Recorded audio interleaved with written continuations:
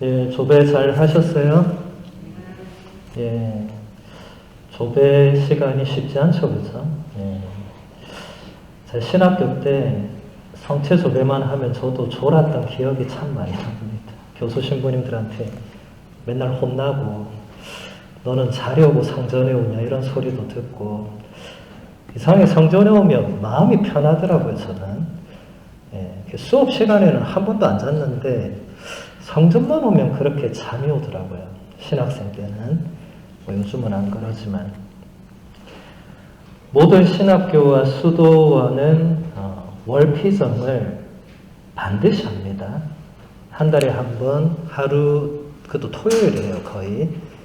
토요일이 이 모든 일정에서 가장 이런 피정을 하기에 좋은 요일이라고 제가 생각해도 그렇게 생각이 드는데, 신학교나 수도원은 그렇게 피정의 시간, 뭐 월피정도 있고 연피정도 있고 뭐 많아요.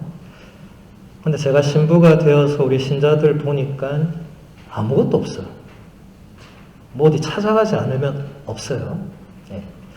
그래서 제가 평소에도 우리 신자들도 월피정이나 또 원하는 사람은 연피정이나 이런 게 있어야 된다라고 생각을 했습니다. 또 많은 신자분들이 그런 걸 요청을 해왔어요. 좀 우리도 뭔가가 필요하다. 근데 한국에서는 제가 뜻을 이루지 못했습니다. 예. 미국에 와서 제가 그 뜻을 드디어 이루는 것 같아요. 예. 월피정. 물론 길게는 못하지만 그래도 우리 신자분들이 한 달에 한 번 뭔가 이렇게 하느님 안에서 고요히 머무르고 뭔가를 생각해보고 하는 이런 시간은 여러분들의 영적인 진보와 성장에 대단히 중요합니다. 이런 시간을 매달 가지는 사람과 전혀 가지지 않는 사람은 차이가 많이 나겠죠. 예. 그래서 제가 이 피정의 강의를 고민을 많이 했습니다. 성경을 가지고 하긴 해야 되는데, 왜냐하면 또 성경 학교가 따로 있어요. 1월 25일에 개강을 합니다. 처음엔 똑같이 하려고 했어요. 근데 똑같이 하면 이게 피정과 학교가 구분이 안 되잖아요. 예. 그래서 결국 다른 걸 해야 되겠다.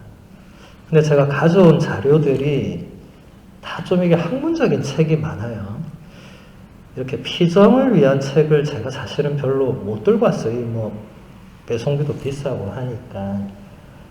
마침 지난번에 제가 성탄 선물로 말씀 캘린더를 주문할 때 바오로딸 수녀님들이 저에게 성탄 선물로 이 신간을 좀 보내주셨는데 그 신간을 읽다 보니까 딱 좋은 책이 있는 거예요. 진짜 얼마 전에 나온 책이더라고요. 근데 이게 하느님께서 이 피정을 위해서 저에게 보내주신 책이 아닌가 생각될 정도로 저는 이분 이름을 처음 봤는데 안토니오 사지라는 빈첸시오의 신부님이십니다. 인도 태생이시고 이분이 본인이 이제 전 세계를 다니면서 피정 강의를 하시더라고요. 이 책 이름도 안토니오 신부의 침묵치유 피정이에요. 이분이 피정 강의한 거를 우리나라 그 예수회 류혜욱 신부님이 이분이 번역 많이 하시죠, 그죠? 책도 많이 쓰시지만 이분이 번역을 해서 지난 11월에 나왔어요, 이게. 진짜 얼마 안 된 완전 따끈따끈한 신간인데 저는 안토니오 사지란 분은 진짜 처음 들어봤고 보니까 저랑 나이 차도 별로 안 나고 서품도 저보다 1년 선배예요. 그러니까 저하고 비슷한 분인데 전 세계 다니면서 지금 피정 강의하고 있어요. 그래서 제가 깜짝 놀랐어요. 보통 그 정도 급이면 좀 연배가 좀 지긋하시거나 워낙 깊이 영성적 깊이가 있으시거나 뭐 이유가 있겠죠. 근데 저는 이런 분이 누구지 하고 이렇게 류혜욱 신부님은 제가 잘 아는 분입니다. 제 부제품 피정을 지도해 주신 분이기 때문에 류혜욱 신부님이 워낙 알려져 있는 분인데 안토니오 사지 뭘 사지? 뭐 이런 생각도 들고.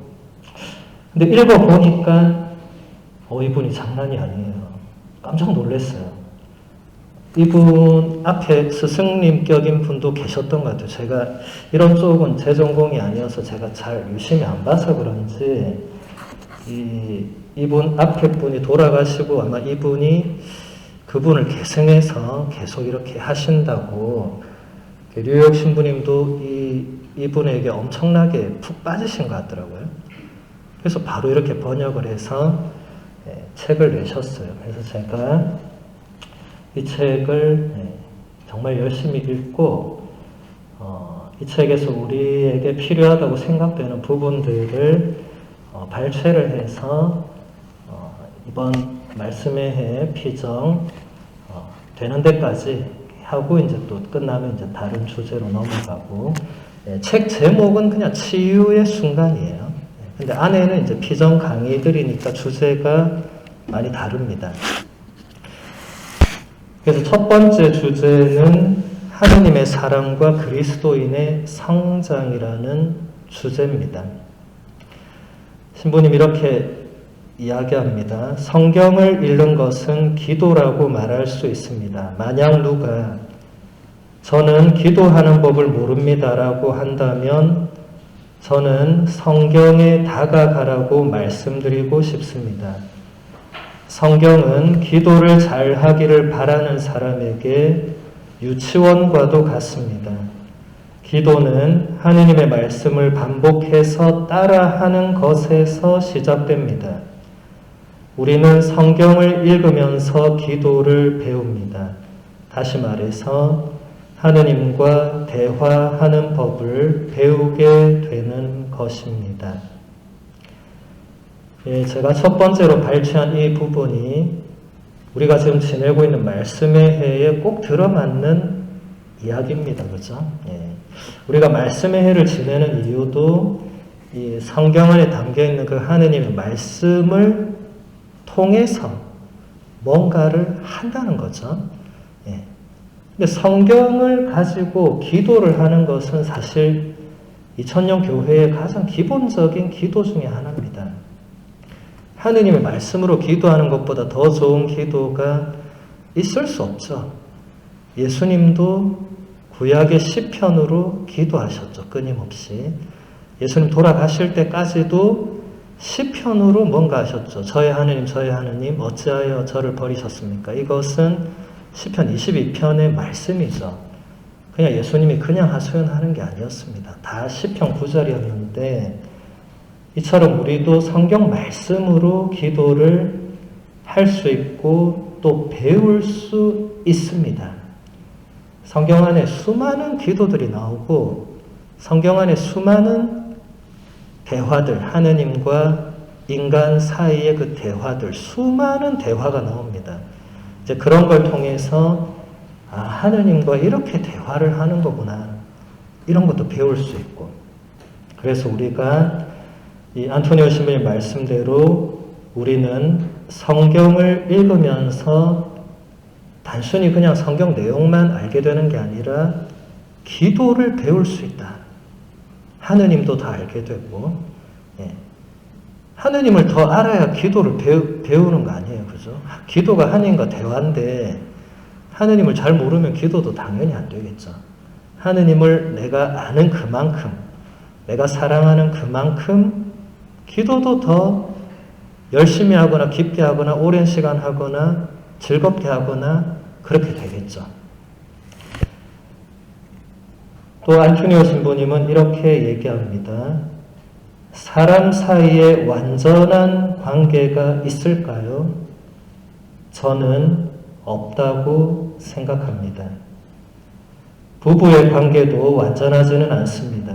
아무리 사랑하는 부부라 하더라도 작은 틈새가 있기 마련입니다. 부모와 자녀 사이에도 마찬가지입니다. 이 말은 이 세상에 완전한 관계는 없다는 것을 의미합니다. 우리는 불완전합니다. 저 역시도 밀과 가라지가 같이 자라는 마음밭을 가지고 있습니다. 예, 사람들 사이에 완전한 관계라는 게 있을 수 있는가? 저도 없다고 생각합니다. 이분도 그렇게 생각하고. 왜냐하면 우리 서로가 완전하지 않기 때문에 애시당초 완전한 관계란 건 이건 있을 수가 없죠. 왜냐하면 완전한 관계가 되려면 양쪽이 완전해야 돼요. 근데 그게 우리끼리는 안 되잖아요. 인간끼리는. 하느님만이 가능한 일인데, 그러니까 이 신부님도 우리가 다 불완전하다는 것을 받아들여야 된다, 이 얘기를 하고 싶은 거죠. 그러면서 밀과 가라지가 같이 자라는 마음밭을 우리가 가지고 있다. 본인도 가지고 있다. 밀과 가라지. 마태복음서 13장 24절에서 30절의 말씀을 봉독해 드리겠습니다. 예수님께서 또 다른 비유를 들어 그들에게 말씀하셨다. 하늘나라는 자기 밭에 좋은 씨를 뿌리는 사람이 비길 수 있다. 사람들이 사는 동안에 그의 원수가 와서 밀 가운데에 가라지를 덧뿌리고 갔다. 줄기가 나서 열매를 맺을 때 가라지들도 드러났다. 그래서 종들이 집주인에게 가서 주인님, 밭에 좋은 씨를 뿌리지 않았습니까? 그런데 가라지는 어디서 생겼습니까? 하고 묻자 원수가 그렇게 하였구나 하고 집주인이 말하였다. 종들이 그러면 저희가 가서 그것들을 거두어 낼까요? 하고 묻자 그는 이렇게 일렀다. 아니다. 너희가 가라지들을 거두어 내다가 밀까지 함께 뽑을지도 모른다. 수확 때까지 둘 다 함께 자라도록 내버려 두어라. 수확 때 내가 일꾼들에게 먼저 가라지를 거두어서 단으로 묶어 태워버리고 밀은 내 곡간으로 모아드리라고 하겠다. 안토니오 신부님이 지금 이 비유의 말씀에서 본인 마음 안에 밀도 있고 가라지도 있다. 그러니까 본인 마음 속에 하느님이 원하시는 어떤 좋은 씨앗이 있고 하느님이 원하시지 않는 세력의 어떤 씨앗도 있다. 우리들 다 똑같다. 우리들 마음 속에 선한 것만 있으면 좋겠는데 그렇지 않다. 같이 자란다는 겁니다. 안토니오 신부님이 이렇게 얘기합니다. 우리는 어떻게 하면 가라지가 없는 밭을 만들 수 있을까 하면서 자기 자신과 싸웁니다. 그것은 어리석은 일입니다. 우리 시야는 너무 좁습니다. 누가 우리에게 가라지를 뿌리도록 허락했습니까? 누가 이것은 좋고 저것은 나쁘다고 합니까? 그것은 오직 하느님께만 속한 일입니다. 하느님께 속한 것을 우리가 가져오려고 하지 마십시오. 대신에 더 크고 넓은 마음으로 그 밭을 바라보십시오.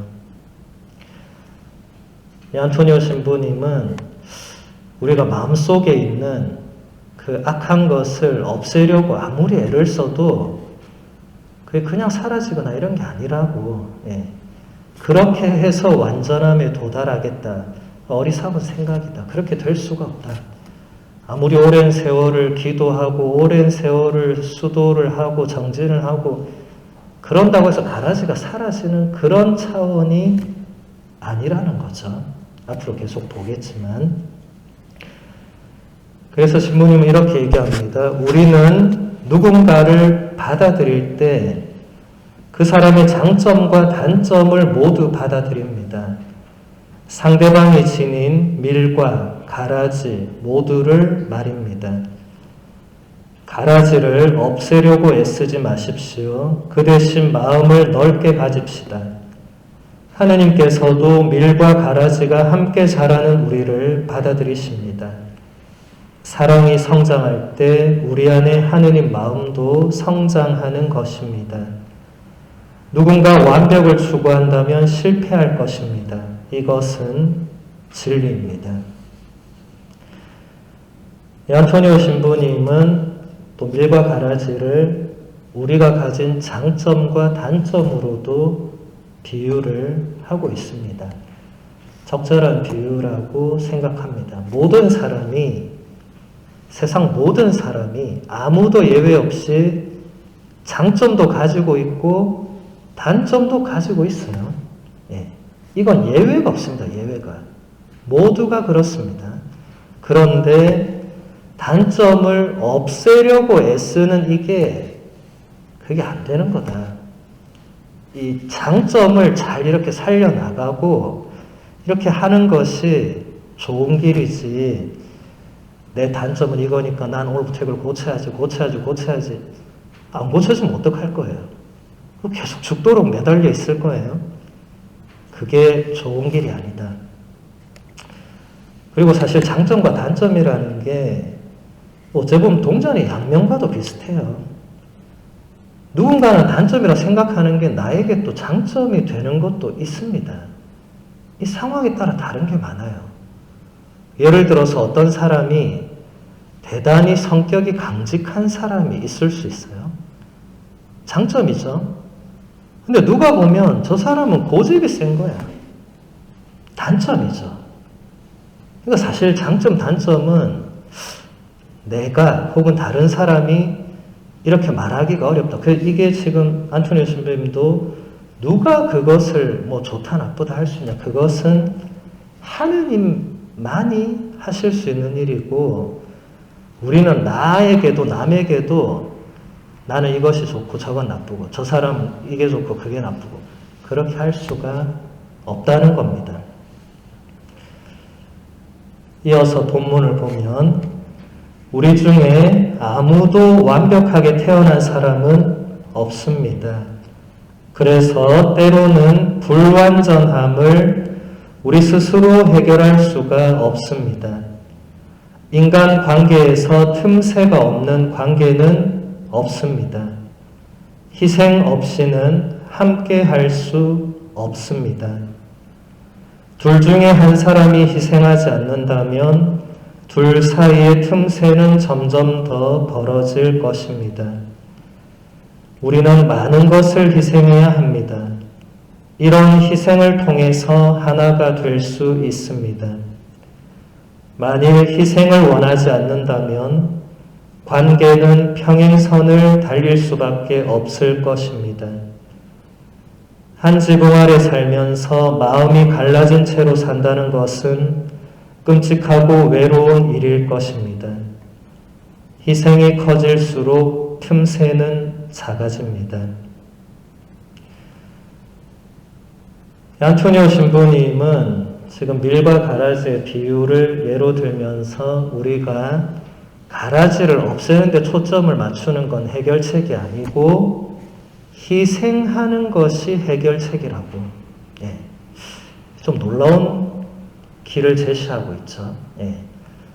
관계에서 다시 처음으로 돌아가서 우리 중에 완전한 사람, 완벽한 사람 아무도 없다는 대전제를 깔고, 그렇기 때문에 완전한 관계, 완벽한 관계는 있을 수 없고, 그래서 어떤 틈새가 있고 어떤 관계가 어떤 일정한 거리가 있을 수밖에 없는데, 거기서 나의 가라지와 너의 가라지를 없애기 위해서 아무리 애를 쓴다고 해도 없앨 수 있는 게 아니고, 그렇게 해서 관계의 그 틈새나 거리를 좁힐 수 있는 게 아니고, 이 유일한 길은 누군가가 희생하는 것이다. 누군가가. 그럼 안토니오 신부님은, 이분이 아직 젊으니까 부모님 예를 좀 가끔씩 들더라고요. 본인의 부모님 얘기를 나중에 하면서 본인 부모님들도 사이가 썩 좋지 않았다고. 그러니까 나빴다고. 그런데 어머니가 끊임없이 희생을 해서 여기까지 왔다고. 재밌는 표현을 써요. 만약 다른 여자였다면 30번 넘게 이혼했을 거라고. 그런데 그 어머니시니까 끝까지 희생했다고. 그래서 여기까지 왔다고. 근데 지금은 이 아버지 어머니 관계가 예전 같지 않고 이제 굉장히 이제 좋다는 얘기를 하면서 이 희생을 누군가가 해야만 이 모든 관계가 좋게 또 지속이 될 수가 있다고 얘기합니다. 그러면서 이제 안토니오 신부님이 그 희생을 재단에 봉헌해라 이런 표현을 많이 쓰는데 제가 이 피정에서는 다 뺐어요, 그냥. 예. 왜냐하면 이게 주제가 그쪽으로 가면 너무 이게 우리 말씀의 주제보다 안 맞아서 뺐는데, 근데 한 가지는 짚고 넘어가야 될 게, 우리가 미사를 드리는 게 이게 예수님의 희생 제사에 우리가 동참하는 거니까 안토니오 신부님은 그때 본인의 희생을 봉헌해라. 그 좋은 길인 것 같아요. 네. 뭐 대부분 그렇게 하고 계실 거라고 생각되지만 그런 생각을 별로 못 하셨던 분이 계신다면 미사 때 본인이 누군가를 위해서 했던 그 희생, 왜냐하면 내가 희생하면 그만큼 내가 힘들죠, 그죠? 희생한 만큼 내가 고통스러운 게 있습니다. 그걸 봉헌하라는 거죠. 예수님의 그 희생에 같이 봉헌하라는 거죠. 그래야 내가 좀 덜 힘들고, 그래야 내가 예수님의 희생의 의미도 좀 깨닫고 이런 것이 있겠죠, 그죠? 그래서 이 안토니오 신부님이 강의 중간중간에 희생 얘기만 나오면 재단에 봉헌해라. 이 표현을 자주 쓰세요. 본인도 그런 힘든 일이나 어떤 고통스러운 일을 겪을 때 이 성작과 성반을 들 때 봉헌한다는 표현을 써요. 예. 그러니까 거양성혈 할 때, 그때 여러분 무슨 기도하는지 모르겠는데 그때 이분은 본인의 그 희생을 거기에 봉헌을 하는 겁니다. 굉장히 아름다운 영상이죠, 그렇죠? 두 번째 주제, 삶의 의미. 제가 우리 편에 와서 몇 번 얘기했을 겁니다. 의미를 규정해야 된다. 내 삶의 의미, 내 존재의 의미를 내가 찾아야 되고 내가 스스로 규정할 줄도 알아야 되고 아무도 안 해주니까, 아니면 그냥 사니까, 그냥 살면 의미가 없어지니까, 삶이 의미가 없어지면 무슨 재미가 있겠어요? 예. 안토니오 신부님은 삶의 의미를 간단하게, 저도 간단하게 지금 인용했는데 한 부분만 보면, 삶의 의미는 어떻게 찾을 수 있을까요? 다른 사람을 섬김으로써 찾을 수 있습니다. 우리는 다른 사람과 나누며 살아야 합니다. 살면서 늘 받기만 한다면 우리는 점점 더 이기적으로 변합니다. 매사에 만족하지 못하고 우리 영혼은 점점 더 가난해질 것입니다. 우리는 자신을 줌으로써 더 관대해지고 인생의 의미를 찾게 될 것입니다. 이게 가장 중요하다고 안토니오 신부는 생각했고, 저도 그래서 이 부분을 발췌를 한 건데, 삶의 의미를 본인이 매번 어떤 일, 어떤 사건에 의미를 부여하는 것도 매우 중요하죠. 네, 중요합니다. 그런데 더 깊이 들어가서 정말 삶의 의미를 내가 규정하기 전에 뭔가를 느끼기 위해서는 다른 사람들과의 관계 안에서 뭔가 그들을 위해서 내가 뭔가를 나누고, 내가 그들을 섬기고, 내가 그들을 위해서 뭔가 희생하는, 여기에 의미가 있다고. 거기에 이미 답이 있다고. 예. 근데 이건 사실은 예수님께서도 우리에게 계속 말씀하신 거죠, 그렇죠? 남이 너희에게 해주기를 바라는 그대로 너희가 먼저 해주라고. 예. 예수님은 당신도 섬김을 받으러 온 게 아니고 당신도 섬기러 오셨다고. 그래서 너희도 나를 본받으라고. 예수님은 스승님이지만 제자들 발을 다 씻어주셨잖아요, 그죠? 그러고 나서 제자들에게 내가 이렇게 한 거는 너희도 스승인 나를 본받으라고, 그대로 하라고 본을 보여준 거다. 여러분들이 오늘 집에 가서 뭐 가족들 발을 다 씻어주라, 이 의미가 아니라 앞으로 여러분들이 그 관계 안에서 그 상대방을 그렇게 발을 씻어주는 마음으로 그를 위해서 뭔가 희생하고 봉사하는 거기에 삶의 의미가 있다는 겁니다. 이제 그런 거 없이 그냥 받기만 하는 사람, 받는 거 좋아하는 사람이 있죠. 잘 주지 않는 사람. 사도 바오로가 뭐라고 했습니까? 주는 것이 받는 것보다 행복하다. 이건 바깥 세상 논리로 말이 안 되죠. 이 세상 사람들은 받는 게 기쁘죠. 주는 건 아깝죠. 근데 바오로 사도는 본인이 예수님께 직접 들은 말이라고 하면서 주는 것이 받는 것보다 더 행복하다. 물론 내복음서에는 이 어록은 없습니다. 예수님의 말씀은. 근데 사도 바오로는 본인이 그걸 받았다 그래요. 네. 그래서 이게 사도행전에 실려 있어요. 어쨌든 주는 것이 받는 것보다는 더 의미가 있다는 겁니다. 물론 잘 받는 것도 중요하지만 이 계속 뭔가를 주려고, 그러니까 다른 사람을 위해서 뭔가를 하려고 애쓰는 사람과 뭐 안 주나 나한테 뭐 안 떨어지나 이런 사람은 이 삶의 방향이 완전히 다른 거잖아요. 예. 받기만 하는 사람은 이기적으로 될 수밖에 없다. 그리고 매사에 만족할 수가 없다. 받기만 하다 보면 사람 마음이 어떻게 됩니까? 이제 더 좋은 걸 바라게 되겠죠. 해마다 뭐 누가 선물을 준다고 치면 몇 년 받다 보면 왜 또 같은 거 주지? 이런 마음이 들 수가 있는 게 인간의 마음입니다. 근데 내가 딴 사람한테 뭘 주려고 하면 이거 완전 다른 마음이에요. 예. 이번에 제가 여러분들한테 이 성탄 선물로 말씀 캘린더를 선물을 하기 위해서 주문을 할 때 일부러 많이 했어요. 우리 숫자보다 훨씬 많이 했어요.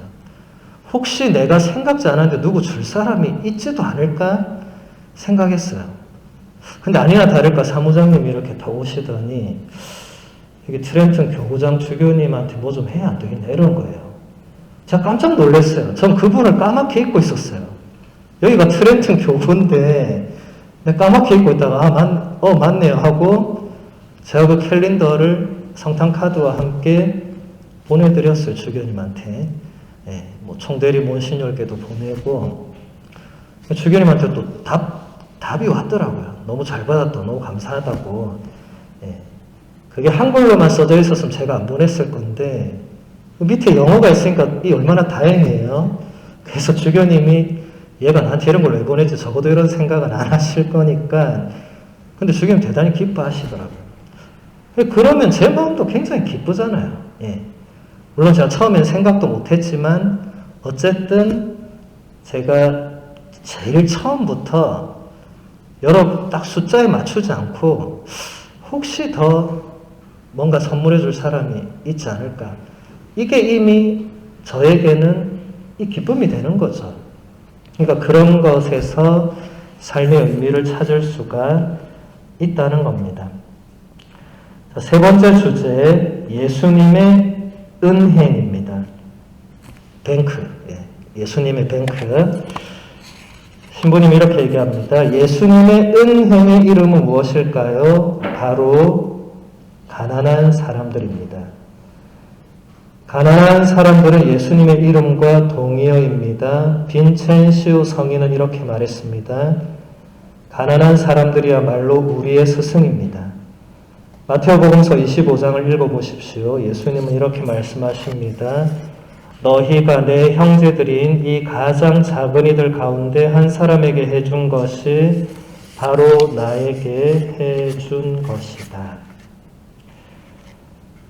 우리 세속의 은행을 예수님의 은행에 재밌게 비유를 하셨는데 우리가 세속의 은행에 돈을 맡기면 이자가 생기고 그 이자를 이제 우리가 가지고 또 뭔가를 할 수 있고 이제 이런 얘기를 하는 거예요.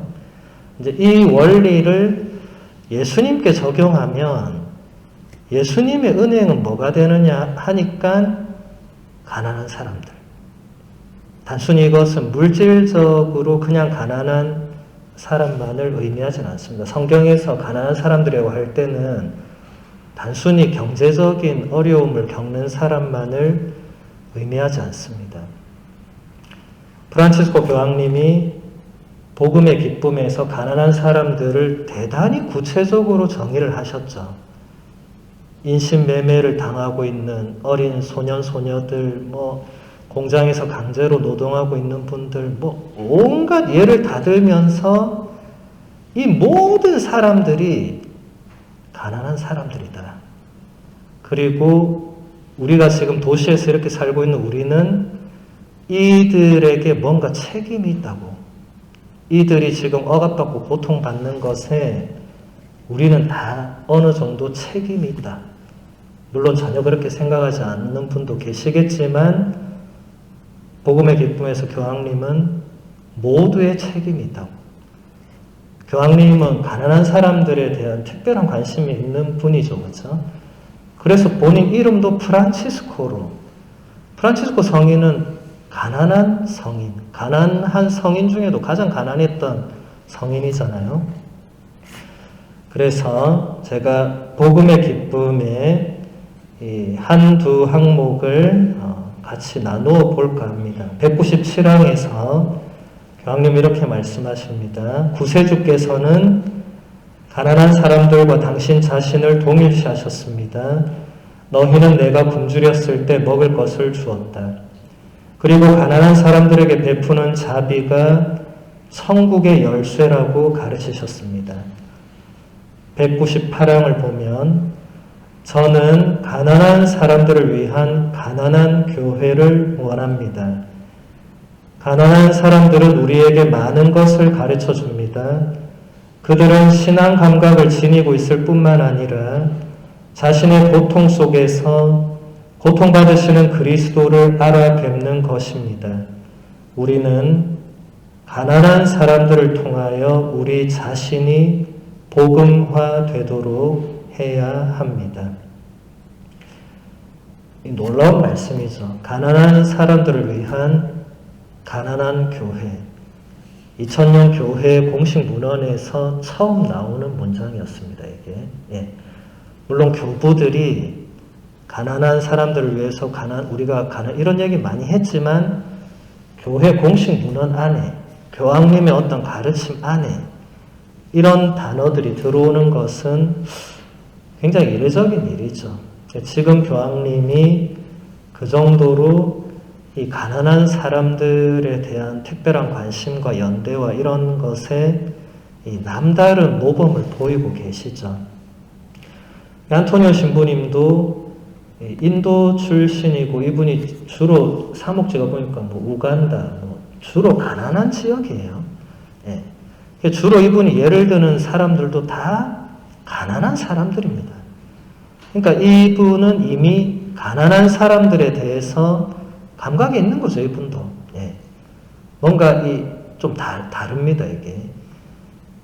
이튼타운이 가난한 도시인지 제가 잘 모르겠지만, 인도나 아프리카에 비하면 가난한 곳은 아니죠. 한국은 말할 것도 없고.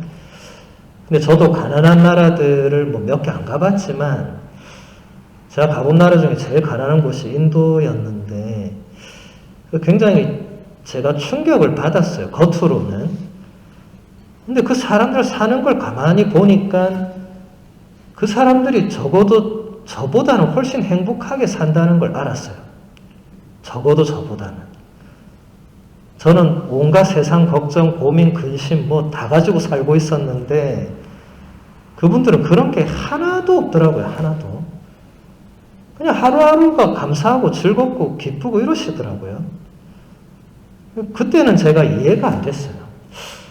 저렇게 가난하게 사시는데 어째 저렇게 맑은 미소가 나오고 막 길에서 눈이 마주치면 먼저 막 인사를 하고 그런 게 어떻게 가능할까? 그땐 제가 철없던 신학생 시절이니까 뭘 잘 몰랐죠. 그냥 가서 열심히 봉사를 하리라 이런 생각밖에 그때는 없었는데 지금 생각해 보면 왜 그분들이 그토록 행복할 수 있었는가를 조금씩 깨닫게 됩니다. 안토니오 신부님도 그걸 말씀하시고 싶은 거죠. 다시 책을 보면 이렇게 얘기하십니다. 예수님은 위대한 분이십니다. 그분은 우리에게 어떻게 위대하게 되는지 그 모범을 보여주셨습니다. 그것은 작은 사람이 되는 것입니다. 세상은 이것을 이해하지 못합니다. 우리도 큰 사람이 되고 싶다면 가장 작은 사람이 되어야 합니다. 우주를 창조하신 분께서 빵이 되셨습니다. 우리는 그분의 자금 안에서 위대함을 볼 수 있습니다. 우리가 예수님처럼 작아지기 위해서는 가난한 사람들과 함께 하는 것입니다. 그럼으로써 위대하게 될 수 있습니다. 작은 사람이 되어야 한다. 성인 성녀들이 추구했던 삶을 보면 적어도 제가 알고 있는 성인 성녀 중에 그 누구도 나는 큰 사람이 되리라, 나는 위대하게 되리라, 이렇게 꿈꾸면서 본인의 길을 걸어간 분은 아무도 없어요. 다 하나같이 나는 작은 사람이 되리라, 나는 정말 보잘것없는 사람이 되리라. 마더 데레사 성녀는 자주 뭐라고 했어? 나는 하느님의 몽당연필입니다. 이런 표현을 많이 잘 썼어요. 본인을 하느님의 도구로 빗댄 건데 훌륭한 도구들이 많다는 거예요. 만년필, 볼펜, 좋은 거 많은데 본인은 연필 중에도 그 몽당연필, 여러분 몽당연필 어릴 때 다 써봤죠? 그거 잘 못 씁니다, 이거. 연필이 길어야 제대로 글씨를 쓰는데 몽당연필 이게 짜리몽땅하니까 이게 잘 안 돼요, 이게. 그래도 가난한 시절에 그거 막 깎아 쓰고 했는데 어쨌든 마더 데레사 성녀가 본인은 그 정도밖에 안 된다고. 우리가 볼 때는 위대한 분이죠. 엄청난 분이죠. 근데 성인 성녀들의 위대함은 본인이 본인 스스로를 위대하다고 하지 않는 데 있는 것 같아요. 항상 본인들은 자신을 더 작은 사람으로, 더 낮추는, 그게 우리에게도 대단히 필요합니다. 여기 멋진 표현이 나오는데 우주를 창조하신 분이 빵이 되셨다. 우주를 창조하신 분이 빵이 되셨다. 우리 조금 이따 미사 드릴 건데 우리가 이 미사 때 이 사제의 손으로 축성돼서 들어올려지는 이 빵 한 조각이 되셨다. 우주의 창조주께서 신비죠, 신비. 그래서 우리가 신앙의 신비여라고 응답하죠. 거양성체부에. 신비니까 물론 우리가 다 파악할 수는 없지만 적어도 우리도 그렇게 작아지는 그런 노력을 하면서 그게 사실은 위대해지는 길이다. 그래서 신부님이 이렇게 얘기를 합니다. 우리가 다른 사람들에게 필요한 존재라는 것을 안다면 우리는 삶의 의미를 찾을 수 있습니다. 사람들이 우리 안에 계신 예수님을 본다면 그것은 가장 아름다운 순간이 될 것입니다. 그들이 우리를 칭찬하면 할수록 우리는 더욱 작아지고 예수님은 커지십니다. 우리가 하는 모든 일은 하느님의 영광을 위한 것이 되어야 하고 바로 그것이 예수님을 사랑하는 길입니다. 아까 얘기했던 삶의 의미가 한 번 더 나오는데 내가 누군가에게 필요한 존재라는 것을 내가 인식할 때 거기서 삶의 의미가 나온다. 이게 대단히 중요한 거죠. 삶의 의미를 알지 못하는 사람들은 주로 어떻게 생각합니까? 나는 아무짝에도 쓸모가 없다. 우리 어릴 때 많이 들은 말이죠. 사실 이런 말 좋은 말은 아닌데 부모님이나 학교 선생님이나 농담반 진담반으로 너는 쓸모가 없다고. 할 줄 아는 게 뭐 있냐. 이런 말들을 들을 때 우리가 그런 말들을 들으면서 이 자존감이 사실 상당히 낮아지죠. 내가 진짜 쓸모가 없구나. 내가 가만 보니까 쓸모가 없네. 쟤는 저거 잘하고, 쟤는 저거 잘하고, 쟤는 저거 잘하는데 나는 보니까 잘하는 게 하나도 없네.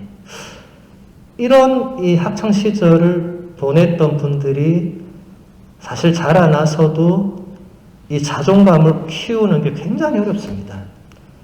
이 피정을 지도하는 신부님이나 수녀님들이 가장 어려워하는 분들이 바로 이런 분들입니다.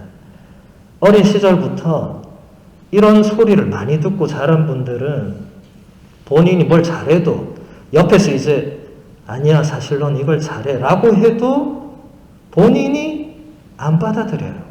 그냥 하는 말이려니 뭐 듣기 좋은 말이려니 넘어갑니다. 본인이 본인을 못 찾는 거죠.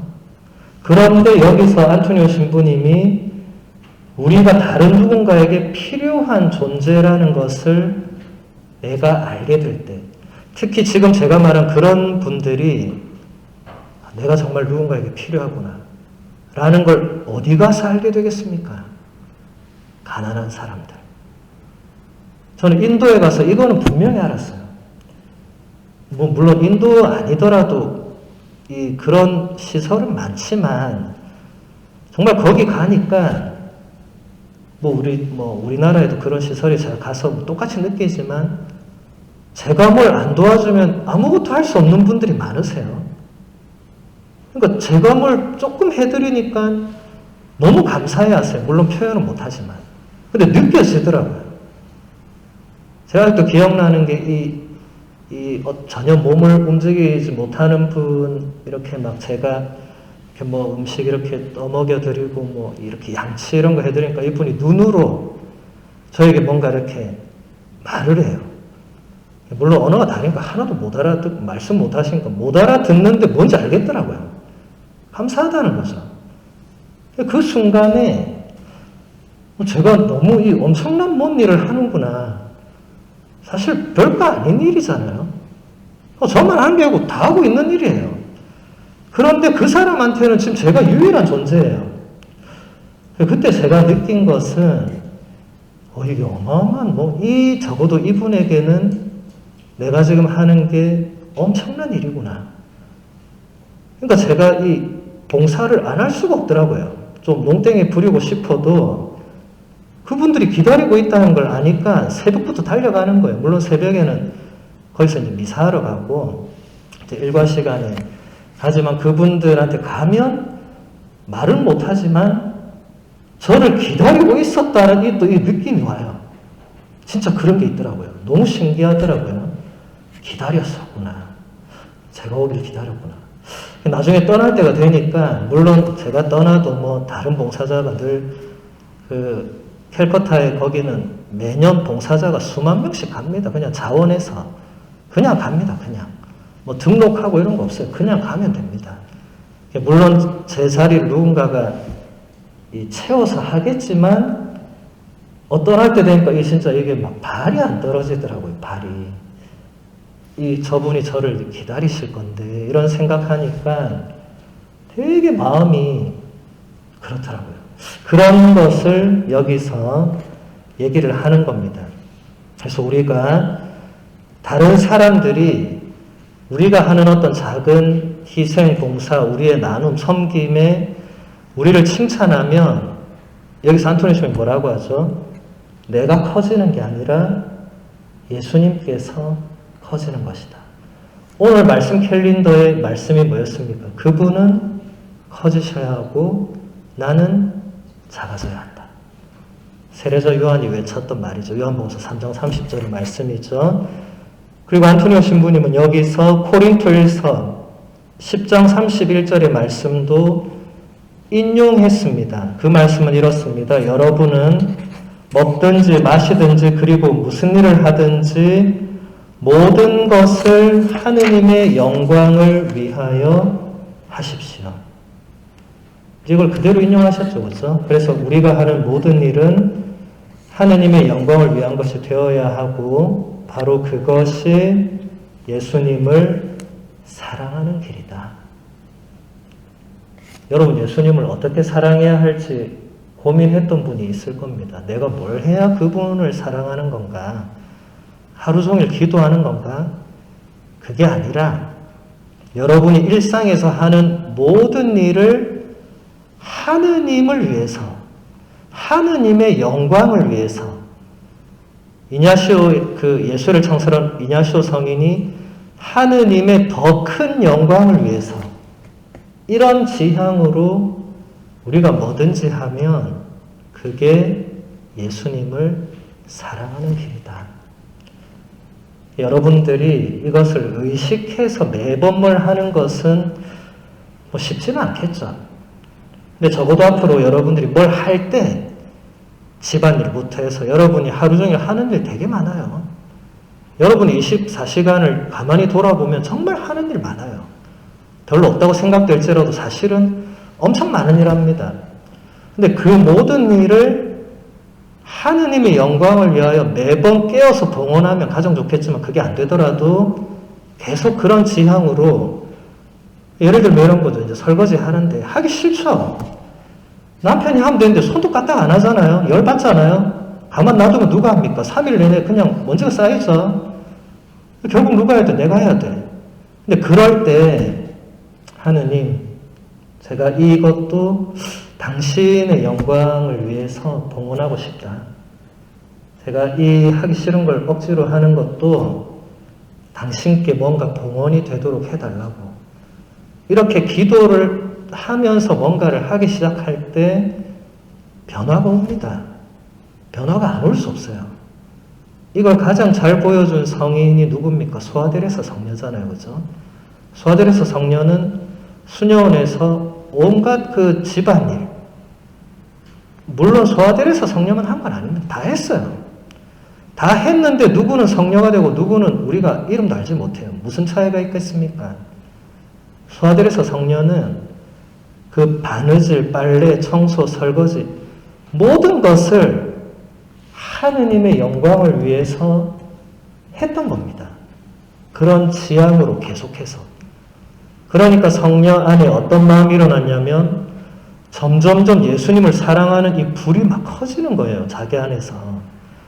이분도 그걸 놀랍다고 본인 자서전에 막 씁니다. 계속 커지는 거예요, 이게. 이게 본인이 사실 뭐 특별한 걸 하는 게 없는데도 계속 마음속에서 뭔가 사랑의 불길이 커지니까 그걸 자서전에 쓸 수밖에 없었던 거죠. 뭐 본인이 쓰려고 쓴 게 아니라 본인이 일기를 쓰다 보니까 나는 그냥 똑같은 일을 매일 하는데 그걸 하느님께 계속 봉헌을 하니까 이게 점점점 예수님을 사랑하는 마음이 커지게 된 거죠. 우리도 그렇게 될 수 있습니다. 성녀 소아데레사가 뭐 특별해서 그런 건 아니었어요. 그냥 그 작은 지향을 끊임없이 바친 거죠. 그냥 다른 수녀님들이 하지 않는 희생을 내가 먼저 하면서 그걸 그냥 하느님의 영광을 위해서 또 드리고 또 드리고 또 드리고 하다 보니까 그 어린 나이에 24살에 돌아가셨습니다. 그 어린 나이에 성녀가 되는 거죠. 수도생활 70, 80년 하신 분들보다 더 성녀가 되는 거죠. 우리도 얼마든지 그런 지향으로 할 수가 있습니다. 오늘 첫 비전 강의는 여기서 마무리하고 다음 주제부터는 2월 비전 때 또 보도록 하겠습니다. 성경학교는 1월 25일에 처음 개강하는데 그때는 완전 다른 주제로 조금 성경에 대해서 조금 배우는 그런 시간이 될 거고, 이 피정은 당분간은 이 안토니오 신부님의 이 피정 강의를 같이 이렇게 보면서 하도록 하겠습니다. 강의 마치고 좀 쉬셨다가 10분 뒤에 성모신 신미사 같이 봉헌하면서 피정 마무리하도록 하겠습니다. 영광의 성부와 성자와 성령께